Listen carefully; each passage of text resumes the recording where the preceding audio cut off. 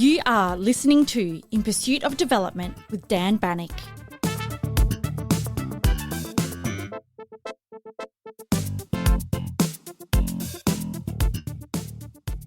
Hello and welcome back to Season 6, which continues this year after a short break. Let me start with something that feels almost obvious, but remains strangely unsettled. Electricity is one of the most foundational and far-reaching forces in modern development. It powers hospitals and schools, it keeps vaccines cold and lights on after dark. It enables businesses to operate, phones to charge, food to be stored, and ideas to move.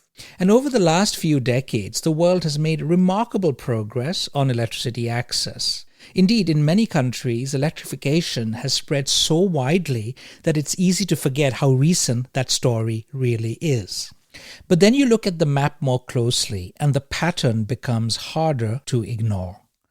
Across parts of the African continent, access to modern energy remains a major constraint on daily life and an economic ambition. Hundreds of millions of people still lack electricity altogether. And even where electricity exists, it can be unreliable, expensive, and unpredictable, something you can't build a factory around or properly run a modern economy on.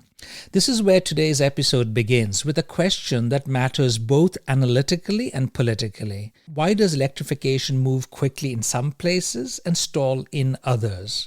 And what do we actually mean when we say access, if power cuts are routine and reliability is never guaranteed? This is also a question taking place in a fast-changing energy landscape. Off-grid solar is expanding, sometimes rapidly, offering a first rung on the ladder for households far from the grid. At the same time, governments face high-stakes choices about large-scale generation.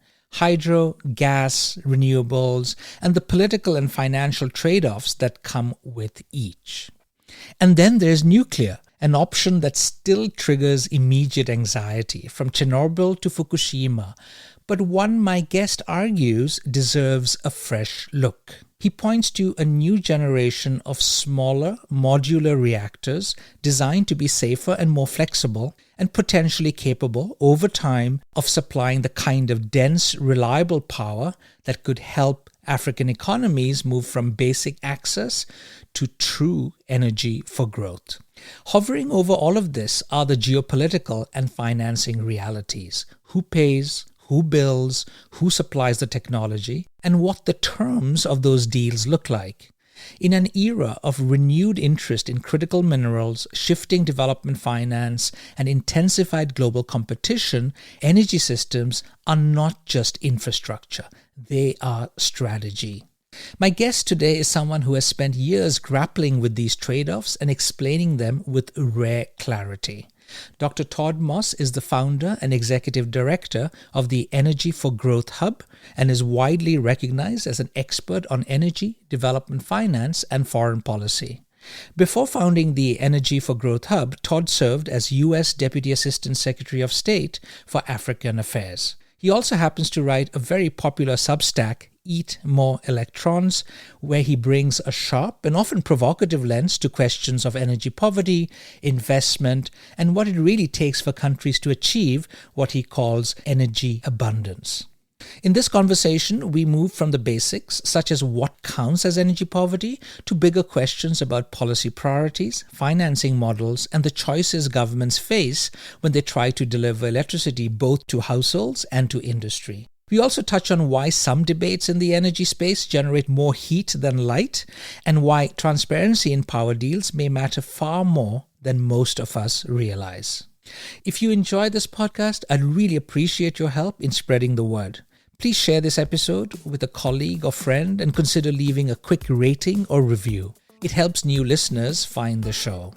This is Dan Bannock, and you are listening to In Pursuit of Development.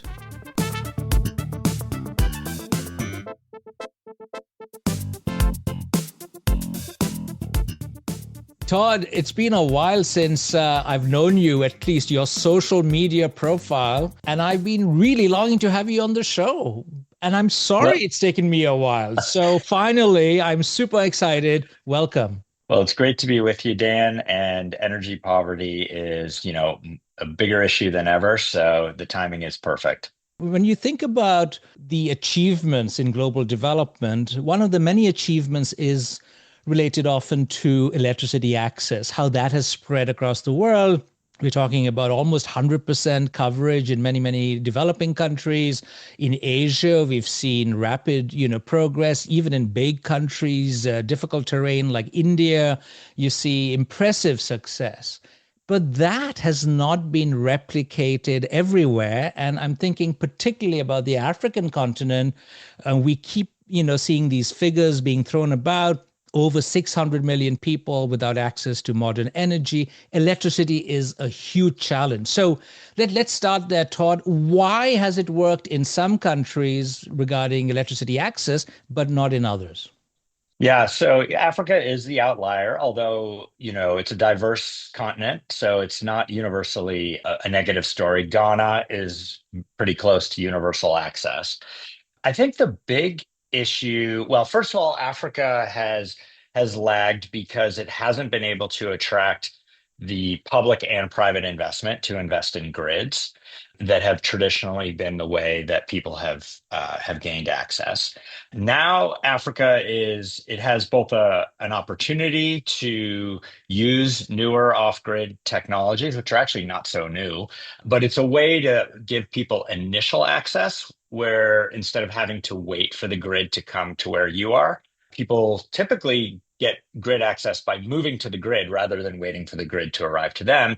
But now people that live in remote areas, especially the very poor, can get some energy services, some at least initial lights from off-grid systems, which is great, but it is creating a lot of confusion in the development space. And what I mean by that is, you even mentioned 600 million people without access. The actual global energy poverty problem is far worse because that's the number of people with no electricity at all. But at least we estimate at least 3 billion people, so nearly half of humanity, live in a place where they have some electricity, but it's not reliable. And unreliable electricity means you're not getting the job and development benefits from electrification. So we've really, in a sense, by focusing only on initial access or principally on initial access, we've really defined the problem down. And so it's much bigger. There's a lot to do. We have to get everybody to universal initial access. Everyone deserves lights at home, but getting lights at home does not mean you are out of energy poverty.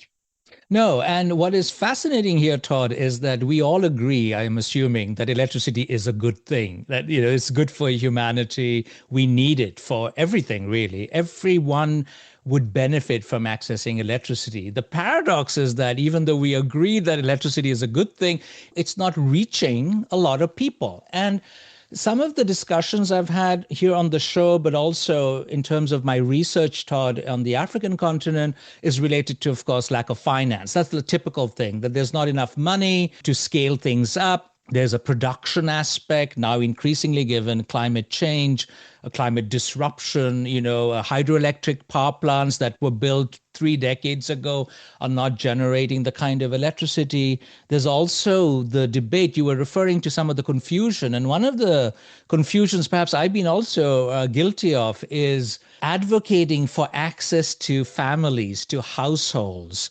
Whereas I see in your work, and also I had Rachel Glenister on the show, she was arguing that it is far better to actually think about factories, businesses having access to electricity before households. For me, that is also sort of a moral issue. I want people to have access to electricity there. So if you can think about the sort of the range of issues that explains why, despite agreeing that electricity is important, we still haven't been able to achieve this kind of universal access. Yeah, so I would say I actually think the picture is much more positive than you're painting it. So we are making great progress. We're seeing a lot of effort, a lot of money being mobilized right now, including through something called Mission 300, which is it's World Bank, African Development Bank with Rockefeller and the Sustainable Energy for All group coming together to try to get 300 million people initial first access by 2030. Like this is an unprecedented effort. So we are seeing lots of countries make big leaps in their access rate. But the issue is as you presented it, there are two ways to approach this. One is household access. And from a human welfare perspective, yes, we want everybody to have access at home. Everyone on the planet, we can deliver lighting and basic electricity to everyone on Earth. That is absolutely achievable, and that's what M300 is trying to make progress toward. But we should not mistake that with modern electricity that's going to power industrialization, manufacturing, and create jobs. And where a lot of the confusion is, and that's where Rachel is right, that if we want jobs from electricity or from energy investment, that has to focus on firms. And it's a very different, if you're an aluminum smelter or a textile factory, the type of energy solution that you need is very different from what you would use for giving a very poor rural household their first lights. And I like to think in analogies, and I think the transportation analogy is really helpful here. So every modern economy needs modern transportation systems. And one thing that's great are our bicycles, right? I ride my bike, it's fun. A bicycle's really cheap, much cheaper than a car, much cheaper than an airplane. And it's great for getting around town. But my bike is completely useless for cargo, for moving cargo across a country. So an economy needs bikes, but it also needs ships, trucks, planes, all of that other stuff. Energy is like that too. Off-grid solar systems are great for delivering low-cost lighting and some basic services like phone charging and fans for households, especially very poor households. But it's useless for industry. And so, all economies to be competitive, to create jobs, are going to need diverse energy sources. And it's not really about access. I think we're missing some key metrics. So the access rate is very important. We want to get everybody to 100% household access. But most countries in the world are already there. The key metrics in most countries are cost and reliability, because that is what businesses need to grow and to compete. They need low cost, reliable power. If you were opening a factory in Vietnam right now, you could get 7 cent per kilowatt hour power, and it would be almost 100% reliable. You would have it 364 and a half days out of the year, and you'd be paying 7 cents. If you are in Kenya, you're paying over 20 cents and you're getting all kinds of outages. So you've got to have backup systems. So there's no way that factory in Kenya can compete with Vietnam, at least on electricity costs. So that's we need to also be focused on what in the US we call affordability, but on cost and reliability in emerging markets if we want electricity to also deliver on jobs. And I'll just say, the jobs issue, if you talk to governments, jobs are pretty much the number one issue or economic goal everywhere. There are at least 12 million Africans that enter the job market every year, and almost none of them are finding good formal sector jobs. And if we don't solve the bigger energy poverty issue of what we call energy for growth, rather than just the access issue, all of those millions of talented young people are just not going to have jobs. I'm very pleased to hear some of these positive stories, and thanks for pointing out my pessimism. I try to usually be optimistic, and I look for, success stories and what works. But I have to say, Todd, I'm not entirely convinced that the pace of change is just fast enough. You can come up with all these numbers and say there's a lot of investments. I've been hearing it for many, many years. And when I'm in Malawi and I see that officially 11% of the population is connected to the grid, still a lot of the policy response is about grid expansion. There's a lot of worry about drying rivers, climate change, renewable energy that is being pushed by a lot of the donors.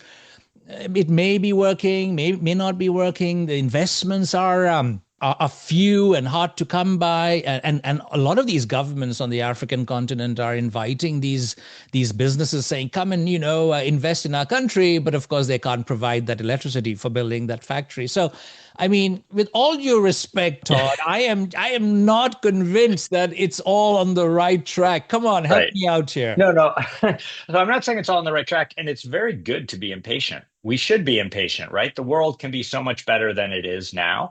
But I also think it's important to have some perspective and not think that everything is a disaster and nothing is working. It is working, and development takes time. Electrification, especially rural electrification, takes decades.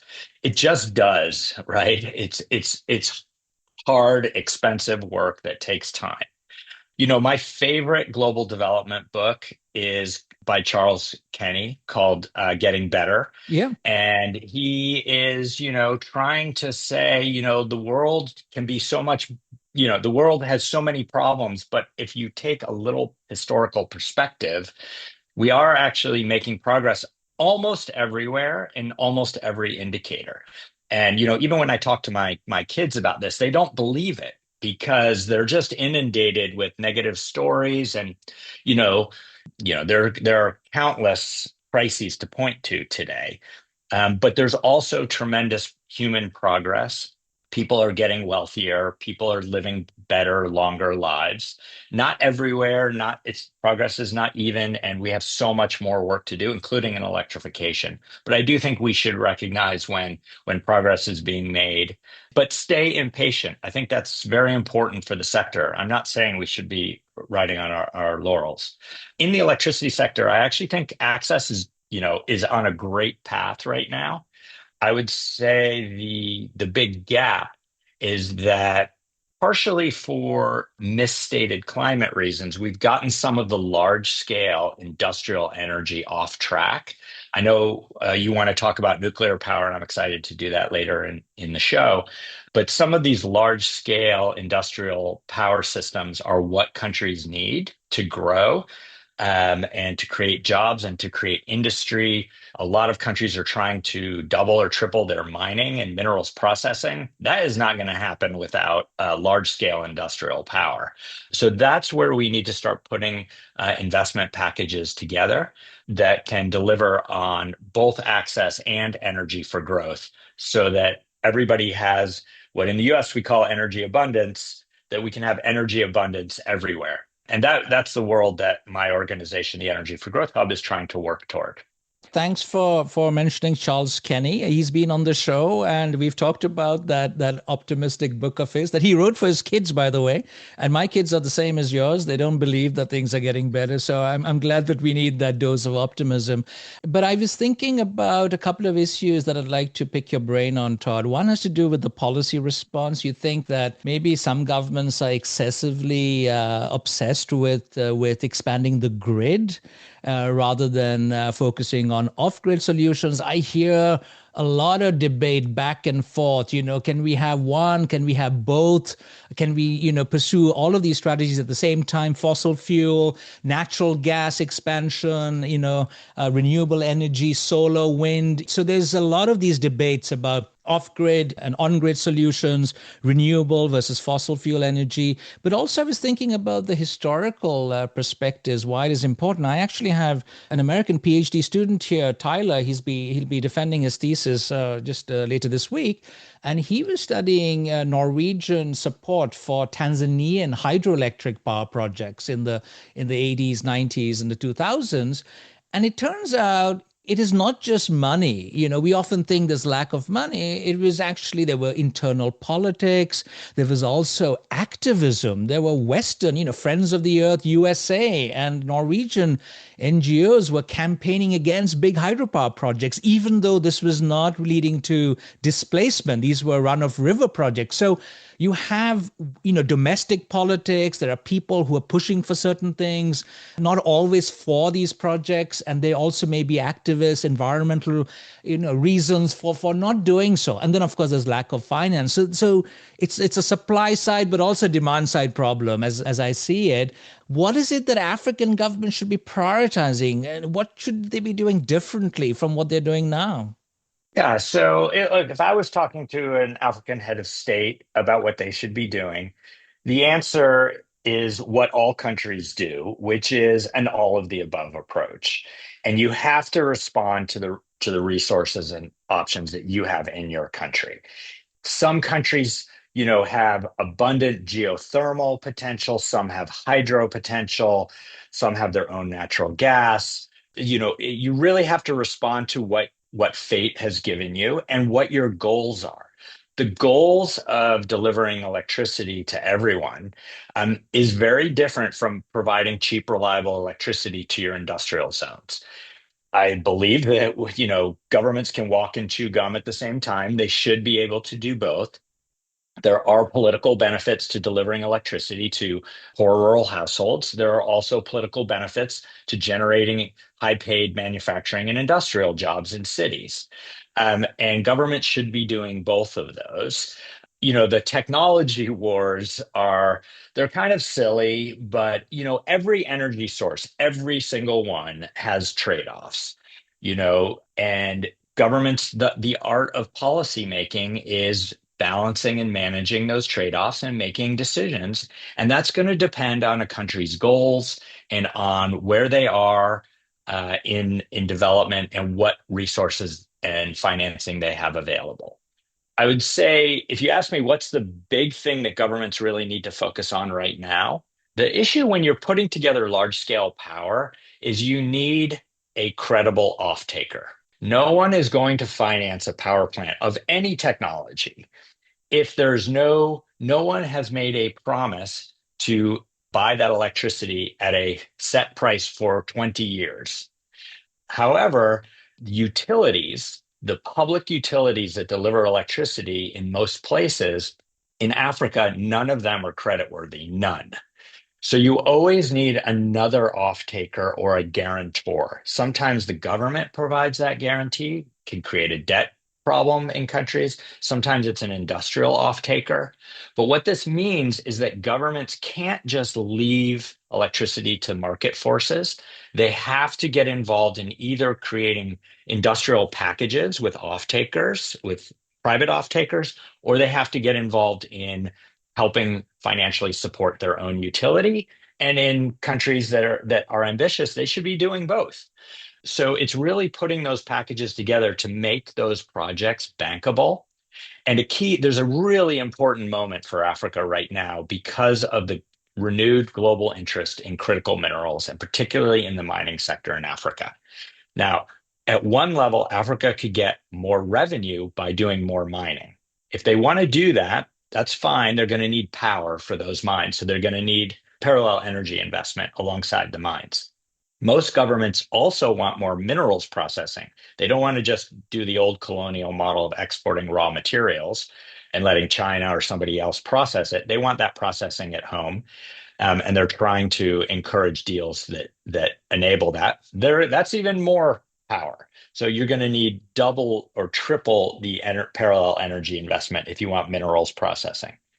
So that's sort of ring one and ring two. There's a third ring that is really where the smart, ambitious government should be headed, which is you can use mines and minerals processing as an anchor to create even more energy investment that can support sectors outside, non-mining sectors. And that is the model where, a big mine and a smelter can be an anchor for building a modern energy system that will power everything else that you need in the economy, the services sector, data centers, all of that. But that is, it's much easier to sign a deal with a mining company than it is to put together a national energy system plan that matches your industrial and employment goals. So it's a higher bar for governments, but the high capability, ambitious governments, and there's quite a few in Africa. That's what they're going to do. They're going to use mines as an anchor for economic development, not just replicate, a little bit more mining income. Yeah, and this, of course, presupposes that these governments are good at negotiating, that they have negotiating power, they don't get bossed over by some of these big conglomerates and these companies. Talking about China, we have to bring China into the conversation. And being a bit optimistic here, that lovely story a couple of months ago about how the African continent was being flooded by cheap solar panels from China. This was seen to be a very positive thing. And I noticed that you in your Substack wrote that it isn't just positive. So I'm going to, call you out here for not being as optimistic. So I'd like to hear more about that. And Todd, why is that not a good thing? I suppose it can't be at an individual level, right? It has to somehow, I think you wrote something about solar farms. We need more of that rather than individual households. But I want to stay on China because it has become a rather polarized conversation, particularly in your country, the United States. I'm thinking about 2 years ago, I was at the State Department and interacting with the political leadership. And I was talking about the Belt and Road and, all the stuff, the infrastructure that China is building on the continent. And then I heard from the political leadership of the State Department, look, yeah, they may be doing it, but it's of bad quality. Ours is much better. And, in the end, they'll all realize that America is there and, somehow that's going to solve the problem.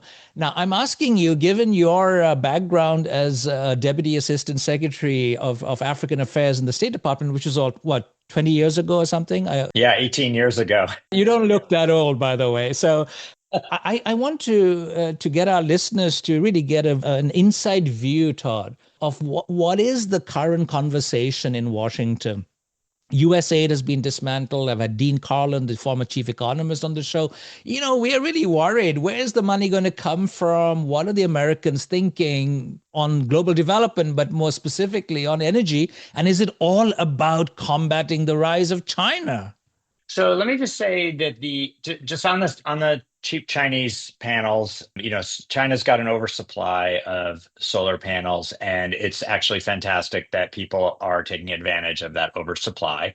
Pakistan is, probably the best example of a country importing a ton of these, and a bunch of African countries are doing it too. It's good for the individuals that are doing it, for the businesses or people's homes. My concern is that if that is done in lieu of a national power system, that you're going to be locking firms into high cost, low productivity equilibriums. And that means that you're going to it's fine for a small retail store, but it's not fine for a manufacturing plant that aims to export or to compete with imports from East Asia. So again, it's perfectly rational response for an individual. It can help at the economic level in the short term, but long term, it's not going to replace solar farms, which is what you need for scale, and to be able to plug that, solar farms into an integrated, diversified power system that can support the wider economy. So that's my sort of negative take on that. What's going on in Washington, D.C.? All right, there's a bunch of things. I would say competing with China is a motivator, but it's definitely not the only objective. Right now, or let's say the U.S. policy in Africa is largely driven by a desire to diversify global mineral supply chains. And they're very focused on individual transactions. So we're seeing, obviously, USAID was dismantled, which we can talk about if you want.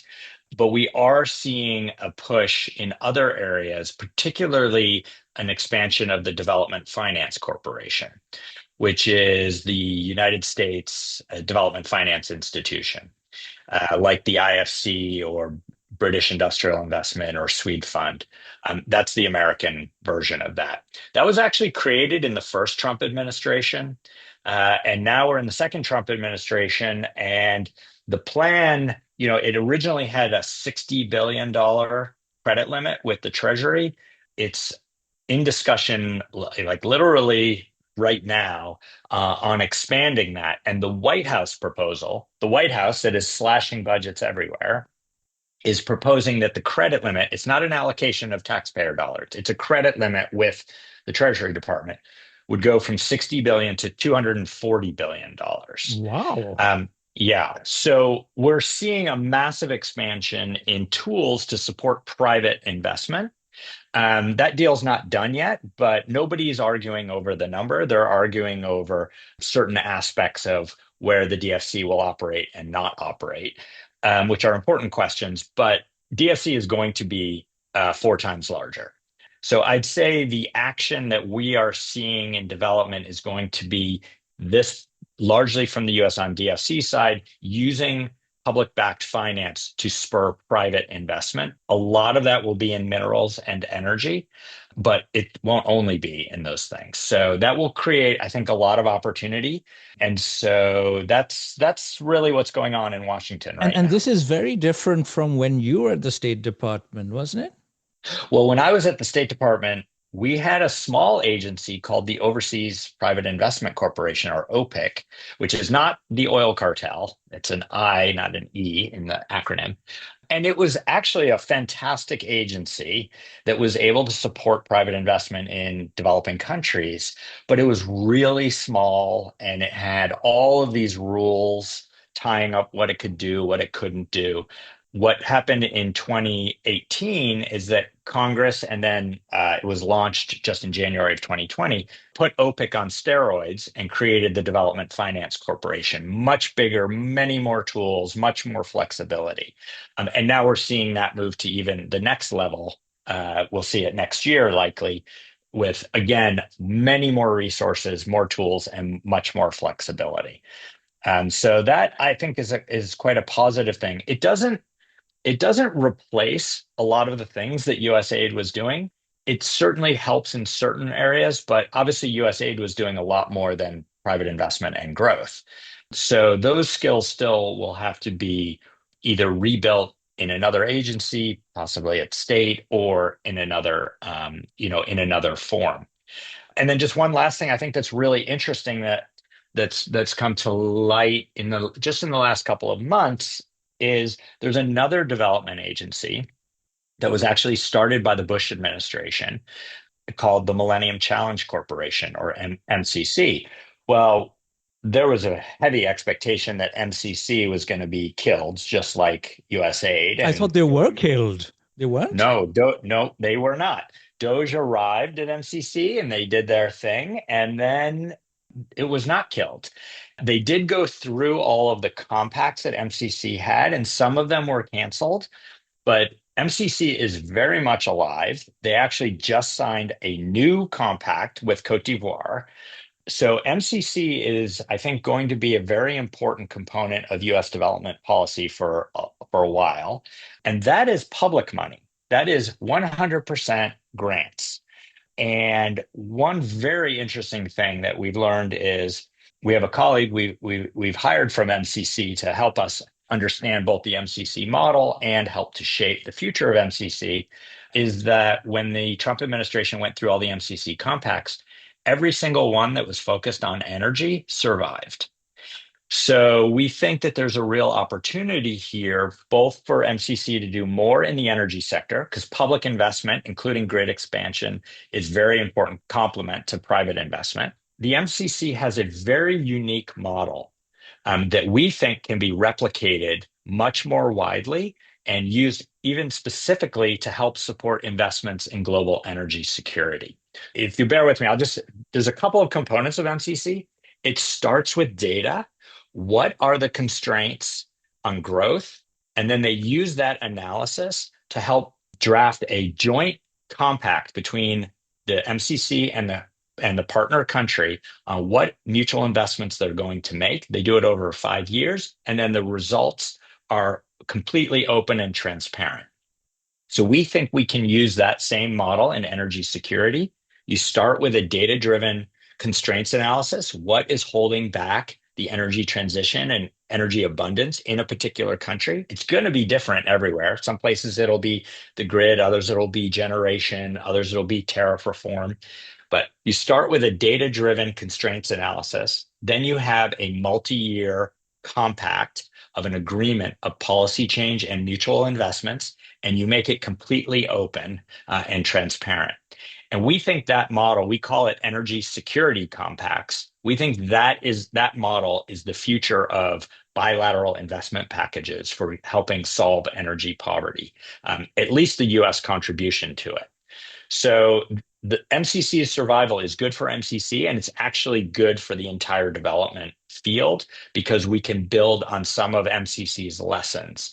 And really, I would just add that the transparency of those compacts, you know whether they are working or not.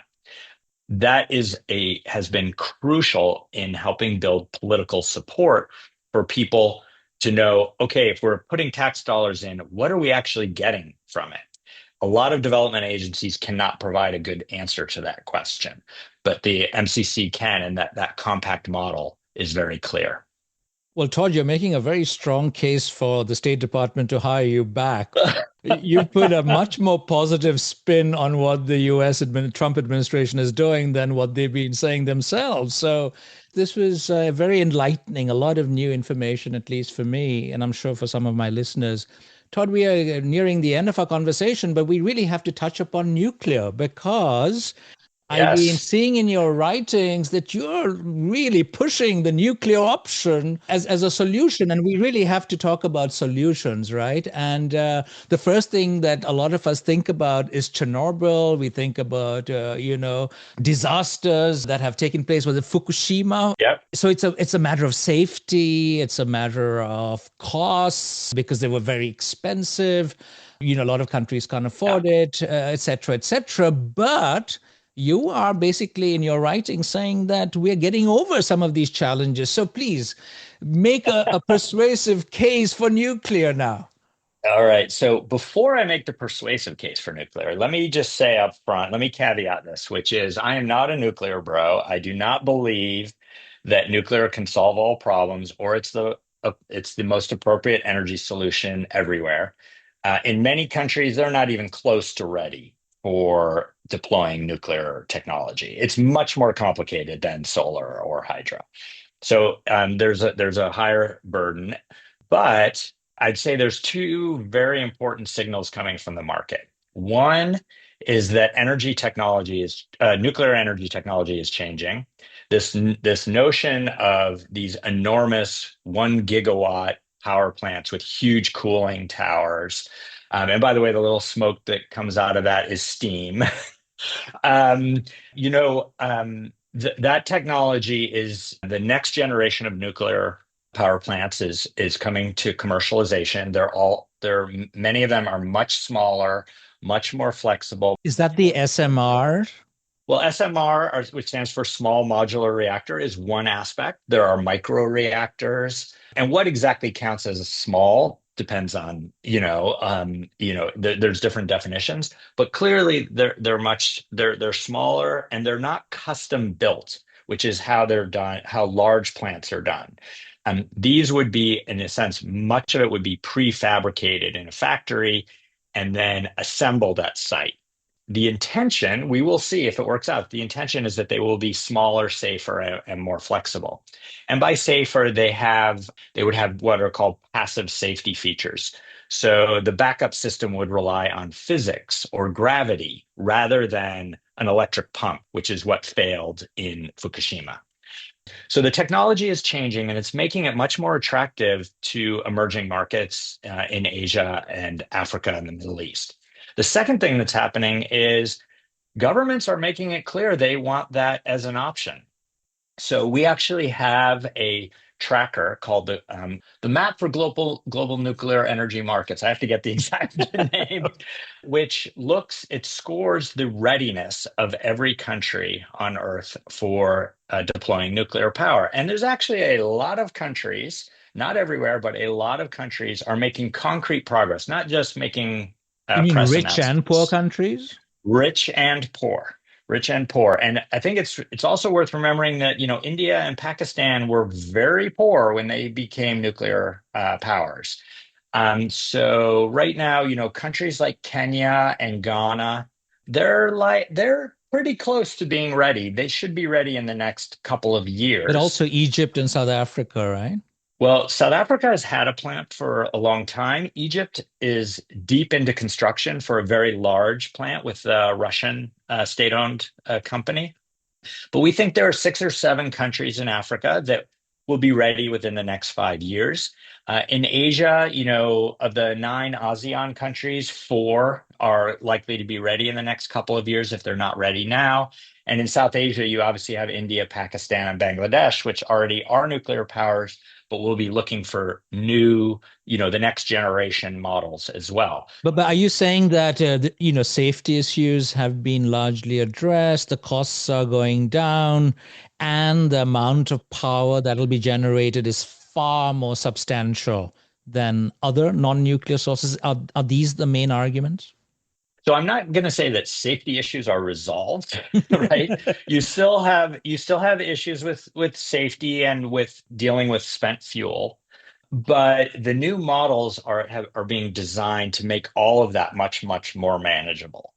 And I would say that's going to be up to governments, not activists in Berkeley, California, or in London or Oslo, or me, frankly, deciding this is the appropriate technology for government X. They will have to make those assessments. But what I would say is that the offerings right now are very diverse and they're designed specifically to be much easier to handle and manage over the longer term.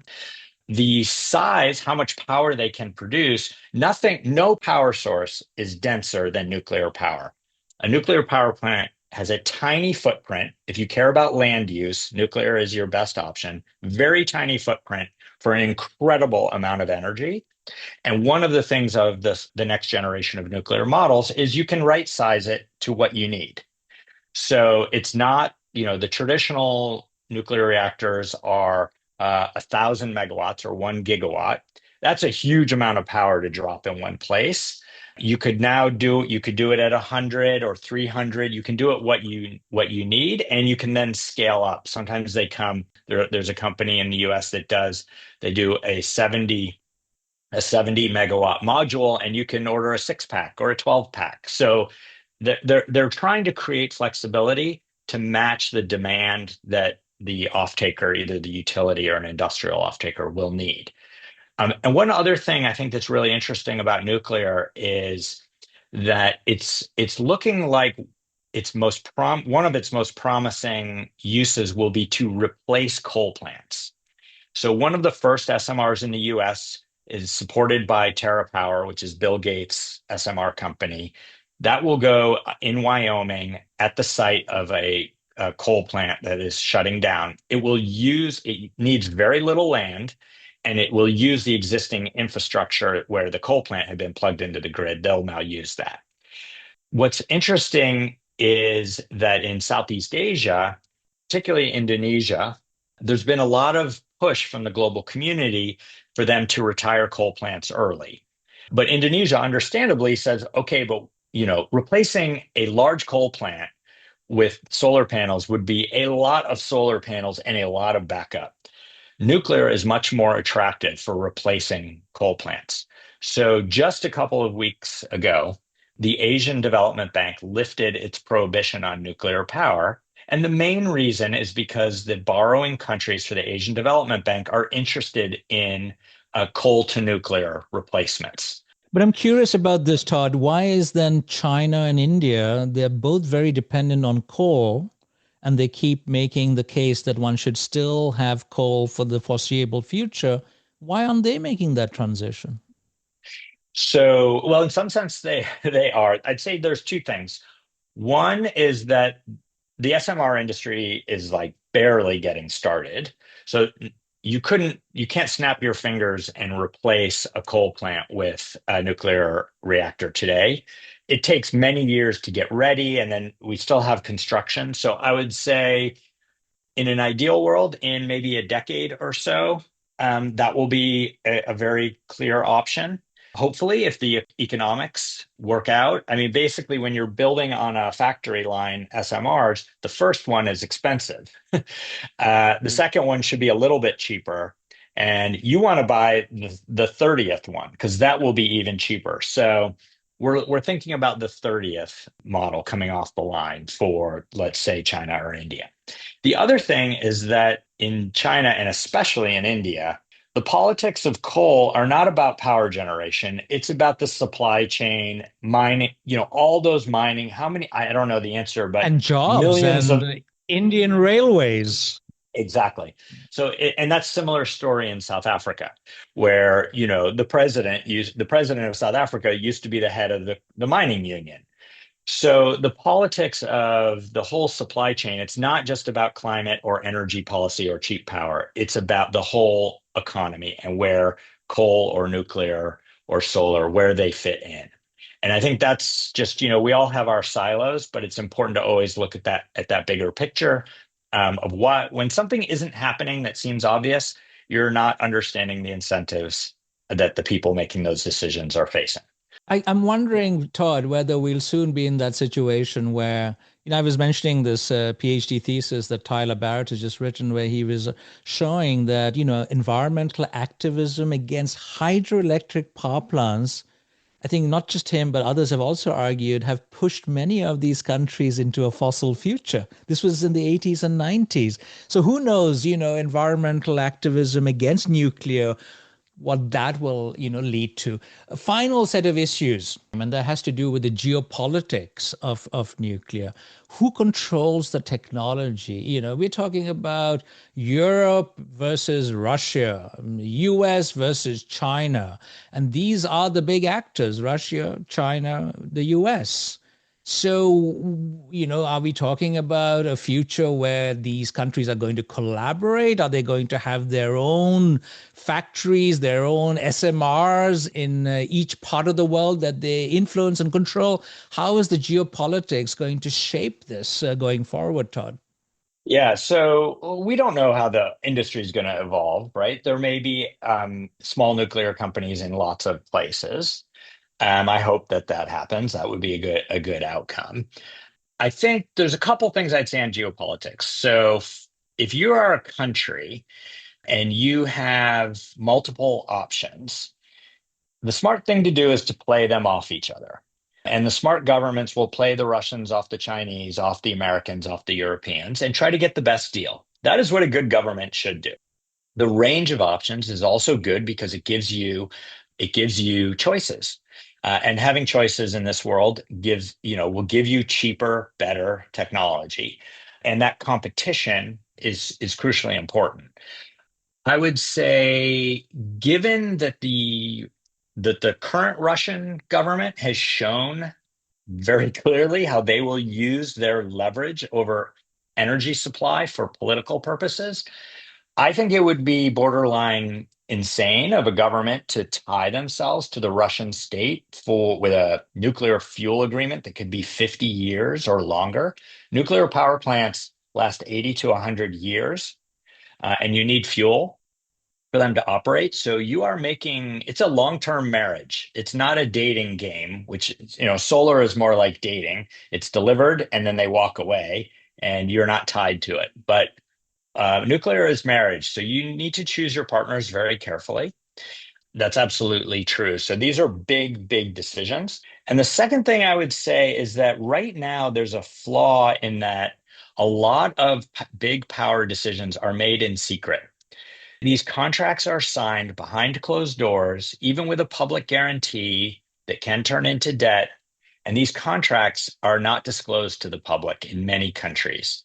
So I would like to see, not just in the nuclear sector, but in the solar sector, in the natural gas sector, that contracts, particularly the power purchase agreements that are the core contract of every power plant, that those are publicly disclosed. We now have that norm in the oil and gas sector and in the mining sector. It is normal that those contracts, because there's such a strong public interest, that those are disclosed. And when governments borrow, those sovereign debt contracts are also public. That is a complete norm now. However, that is not the norm in the electricity sector. Those contracts are still kept secret. And all of the negative things that could happen, you can imagine everything that could go wrong with secret contracts, that all happens in the power sector. From my perspective, the worst aspect is that means poor countries are overpaying for power because they are not running a true competition. They're signing secret deals behind closed doors. So we actually have a pretty big project, and I'll plug a website called ppawatch.org, which is our microsite, which looks at how transparent is your country's power sector and what can we do about it? Because we'd like to see a global norm for contract disclosure in the power sector, just like we have in mining and oil. Certainly, clean energy can do as well as the mining and oil businesses on transparency. Well, Todd, thank you very much for keeping me optimistic that there is hope out there. There are solutions, and the very impressive work that your Energy for Growth Hub is doing. So I'm a keen fan, an avid follower of your writings on Substack. I'll be making sure the listeners get to know about that. Thank you very much for coming on the show today. This was great fun. Great, Dan. Thanks for having me.